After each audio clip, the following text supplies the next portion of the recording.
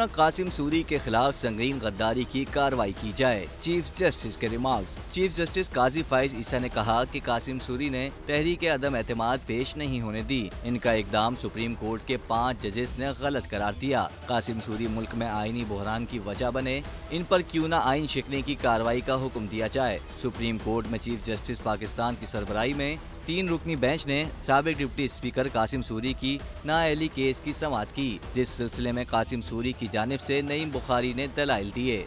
Supreme court ने नाअहली case में कौमी असम्बली के साबिक डिप्टी स्पीकर कासिम सूरी को आइंदा समाअत पर जाती हैसियत में तलब कर लिया। अदालत ने कासिम सूरी को अपने दस्तखत के साथ खुद जवाब जमा कराने की हिदायत करते हुए रजिस्ट्रार सुप्रीम कोर्ट से भी जवाब तलब कर लिया। अदालत ने रजिस्ट्रार ऑफिस को 3 हफ्तों में इंक्वायरी रिपोर्ट जमा कराने की हिदायत करते हुए केस की समाअत 1 माह बाद तक मुलतवी कर दी।